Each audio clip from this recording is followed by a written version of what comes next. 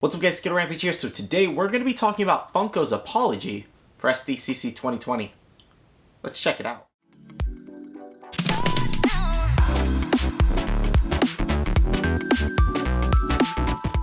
Alright guys, so we know that Funko initially did an apology tweet originally right after everything sold out on the website, and a lot of people weren't too happy with that, and I'll kind of explain why, because we have their first initial apology to go over, and then Brian Mariotti, the CEO of the company, actually did a video addressing the situation, which I was rather surprised about. But there's kind of good and bad things to this, so we'll go over it. We're going to watch the video, and we're going to see, what happened and see what he said. I really want to see what you guys' opinions are, whether you think the response was genuine, or you think it was just, obviously it was written. Every speech is pre-written for these people to say, obviously.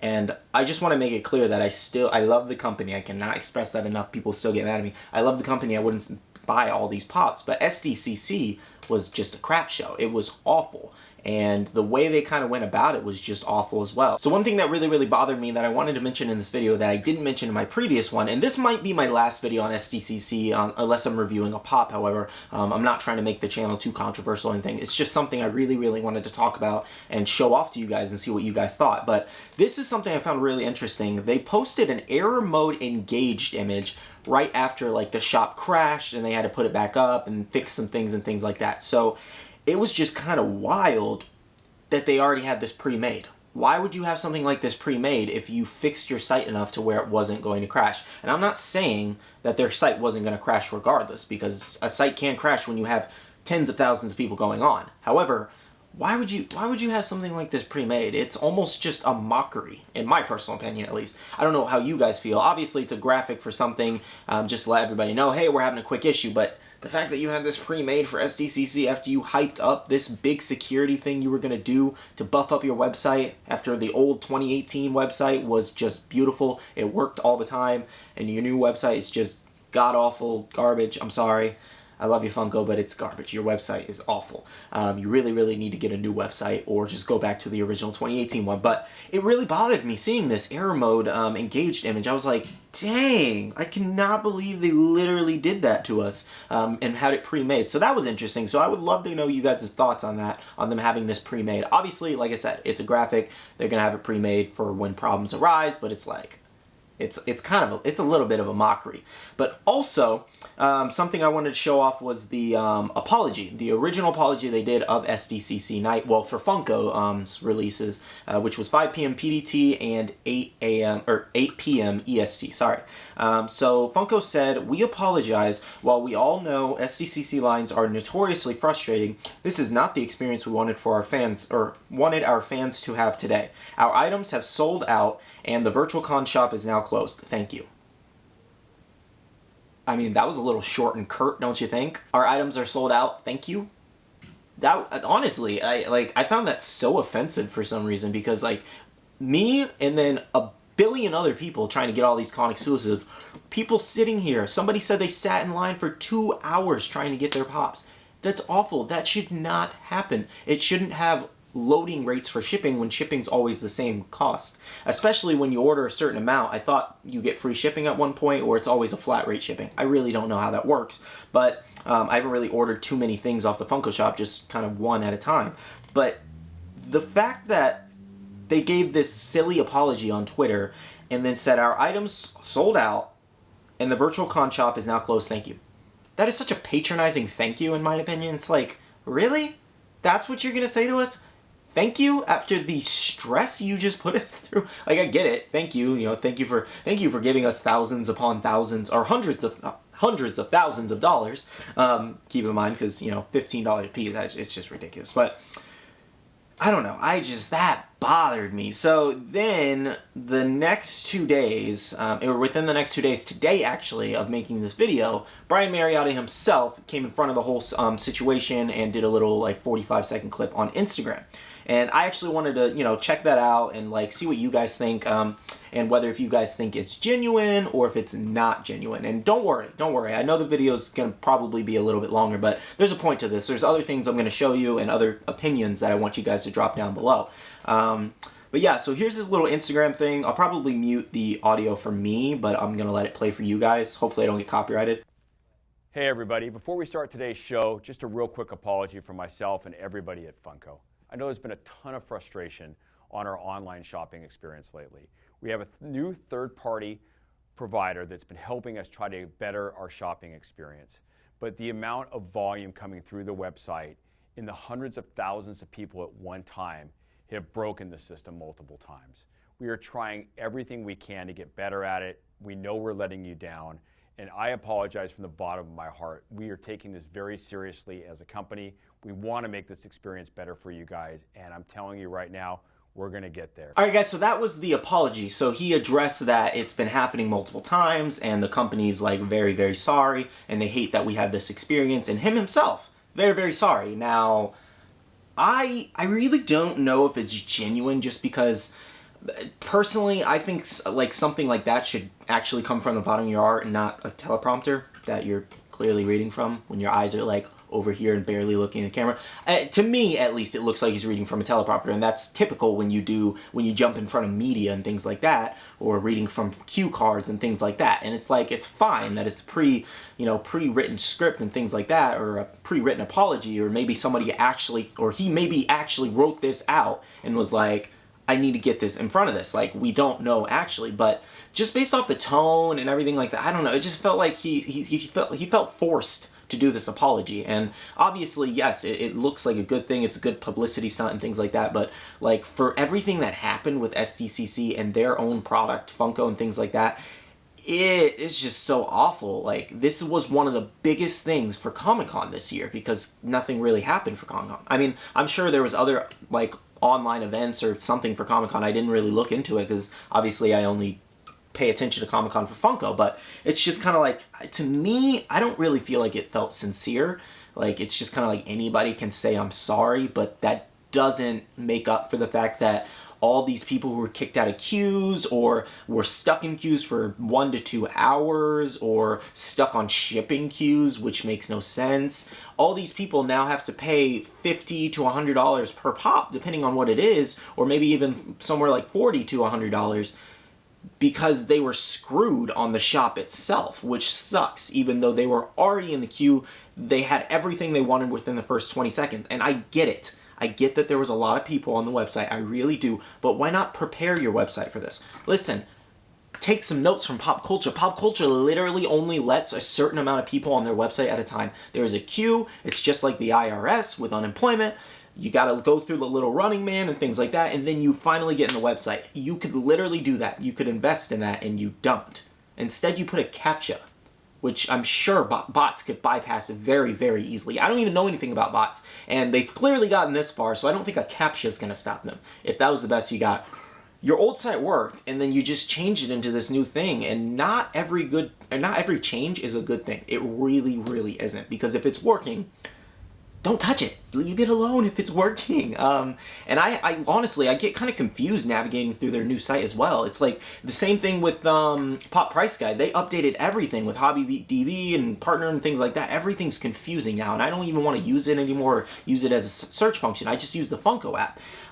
So yeah, it's like, I don't know. I want to know you guys' opinions on his apology. Do you guys think it was genuine? Like, I was reading the threads on Twitter and Instagram. It was bad. Like, there were a lot of people saying thank you for the apology, and I do thank you for the apology, because it's frustrating, and hopefully you guys can actually do something next time. But you've been promising for weeks and weeks and weeks after the Dwight release, the Funko Shop Dwight with Unicorn, and then nothing came of it. And SDCC was one of the worst years for collectors, period, so far. And we already got the whole pandemic situation going on. And I get it, guys. A lot of people go to the con itself to get all these pops. So it was much harder to get all this stuff in stores, because everybody who normally gets it online struck out because of the releases being all over the place, and queues and waiting and things like that. And then the con itself, where they probably put most of the stock and the stickers and things like that, or the official stickers, all these con people are now here, so now you got double the people getting all the shared exclusives and things like that, and it makes the whole thing a mess. And then the stores were not prepared at all. Hot Topic, GameStop, Box Lunch,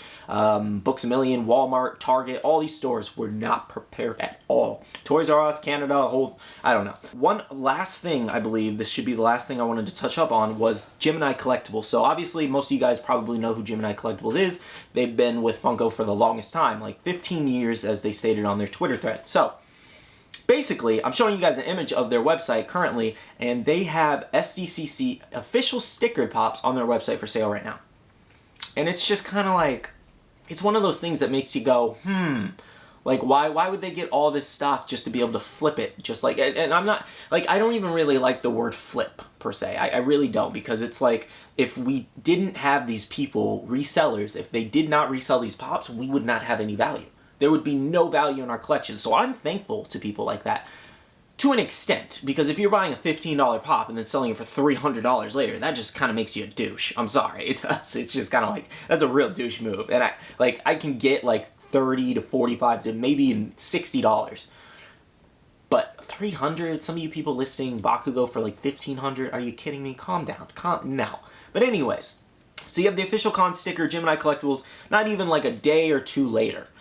You got the ad icon, Jack in the Box for $70. You got the SDCC toucan for $800. You got Goku for $90, Bakugo for $150. So they waited. Of course they waited to put it on their website because it's a good marketing strategy. They waited to see where eBay sales were landing for the shared exclusives and things like that. And then they posted all theirs for pretty much double the price of everything that's going. So it's pretty crazy. So obviously, like Gemini. So Gemini said, this is their little Twitter thread now. They had kind of an argument or things like that. So a guy named Primal_Dynasty said, please tell me how else you got the SDCC pops with convention stickers, ... Gemini Collectibles responds with, we have a 15 plus year relationship with Funko. We have always gotten convention stickered items.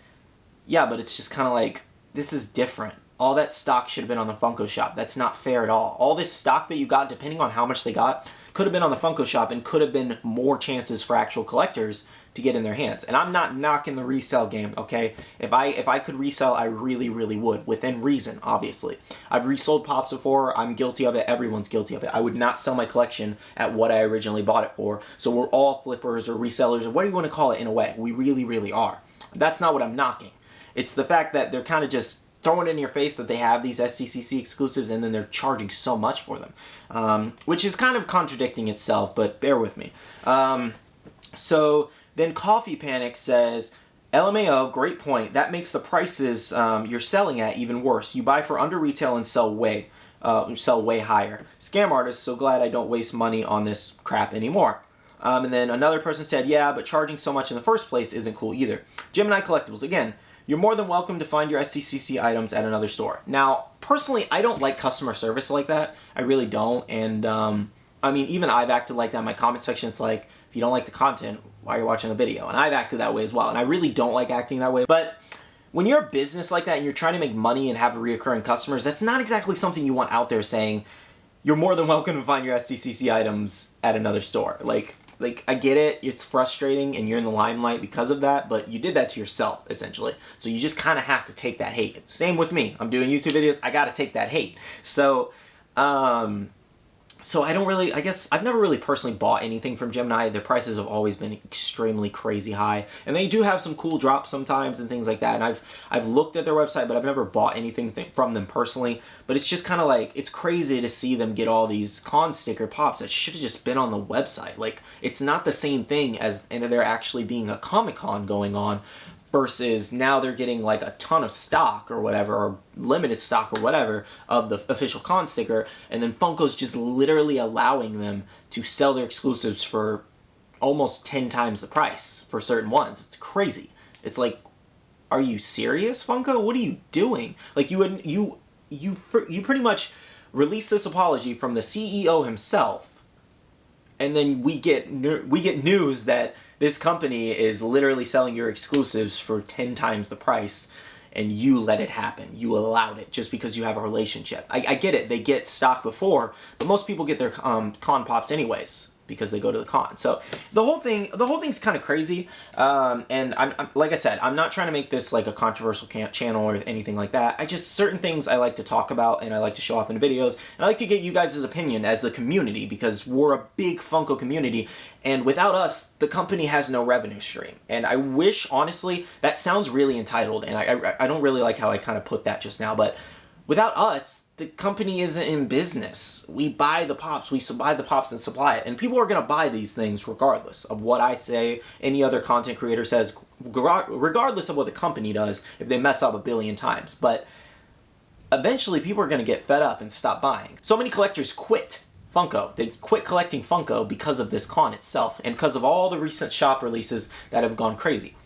Your collectors should not be quitting because you're releasing new products and it's going crazy because they have no opportunity to get it. And it's not even about not being able to get it. It's the fact that it's not fair at all. You have no chance to get it. So it's like, now you have to pay triple, quadruple the price because you didn't get a fair shot like everyone else. Like, nobody really had a fair shot at this. It was really based on luck at the end of the day. That's really what it was with SDCC. So there's a lot of, like, there's just a lot more things popping up. His apology, their Twitter apology, Gemini Collectibles, their pre-made graphic for the site crashing and them not even bothering with it. So, like I said, this is probably going to be my last SDCC type video unless I'm reviewing a pop. I know the next one I'm going to review is the Goku, the Super Saiyan God Goku. I don't know if you guys can see that. You probably can, but the not variant, but SDCC exclusive Super Saiyan God Goku. That's the last one I want to review. Make sure to check out my Bakugo review. That was really awesome as well. But yeah, SDCC was crazy. So, I would love to know your opinions on this video down below. Like I said, not trying to turn this into a controversial channel, so this will probably be the last video on it. But, I wanted your opinions, so let me know down below. But anyways, that's pretty much it for this video, guys. I want to say a huge shout out to my Patreon subscribers. I appreciate you guys so much. You guys are absolutely legendary. And I appreciate the support. I really, really do. You guys are absolutely legendary. And make sure to check out the Patreon. A lot of cool things going on over there. I would love to have you guys on there. And it helps support the channel. And helps me do things like this and cool things. And one thing I wanted to touch up on right before I end the video is the fact that I love the company. I really, really do. Brian Mariotti, he's a really cool dude. He signs stuff all the time, gives stuff away. He's done so many cool things. Really, really cool guy from what I've seen. I just couldn't believe his apology personally. I don't know. I'm 50-50. Like, it looked believable, but also it just looked like he kind of looked stiff and uncomfortable, like he didn't really want to be there. I'm not saying he's not a nice guy. I'm not saying he's a good, like, not a good person, okay? That's not what I'm saying. I'm just saying it felt forced, but that's just me, so let me know down below. Also, make sure to check out the Facebook group, guys. A lot of cool things going on over there. A lot of people helping out with SDCC exclusive, so if you're looking for anything, you guys can join. Discord as well, really great community, a lot of friends you can make. Make sure to follow me on Instagram and Twitter. That's where I post my videos when when new videos drop, so you guys know when to watch them. And also, make sure to click that like button and subscribe if you're new, of course. Do that. Okay, anyways, I love you guys. I'll see you guys in the next video. See you guys later. Bye.